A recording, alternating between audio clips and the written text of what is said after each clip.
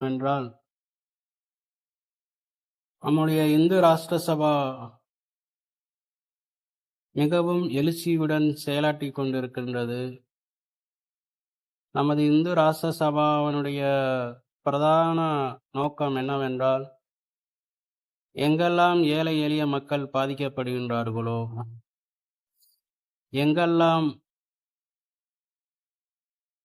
இந்து மக்கள் பாதிக்கப்படுகின்றார்களோ, அங்கெல்லாம் இந்து ராஷ்டிர சபா சென்று அவர்களுக்கு உறுதுணையாக இருக்கும். அது மட்டுமல்ல, ஏழை எளிய மக்களுக்கு உதவி செய்யவும் இந்து ராஷ்டிர சபா தொடர்ந்து பணியாற்றிக் கொண்டிருக்கின்றது. திருக்கோவில் புனரமைப்பு பணிகளை இந்து ராஷ்டிர சபா கையில் எடுத்து பணிகளை மேற்கொள்ளவிருக்கிறது. ஏராளமான நலத்திட்டங்களை செயல்படுத்த இருக்கின்றது. நம்முடைய இந்து ராஷ்டிர சபாவுடைய நோக்கம் ஒன்றுதான். இந்துக்களுடைய நல்வாழ்வுக்காக போராடுகின்ற ஒரு இயக்கம்.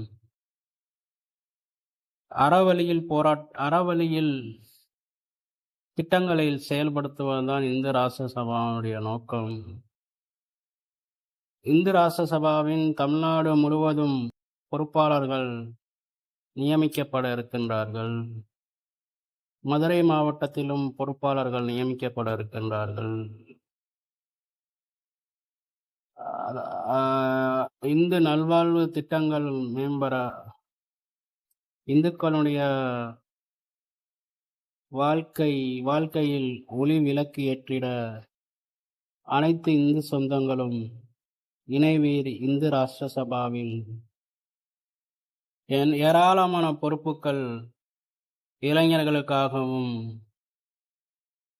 இளைஞர்களுக்காக காத்து கொண்டிருக்கின்றன. வாருங்கள், பொறுப்பை ஏற்று திறம்பட செயலாற்ற வாரீர். இணைவீர் இந்து ராஷ்டிர சபாவில் தொடர்பு கொள்ள கீழே கொடுக்கப்பட்டுள்ள கைபேசி எண்ணுக்கு அழைத்து இந்து ராஷ்டிர சபாவில் இணைந்து செயலாற்றுங்கள்.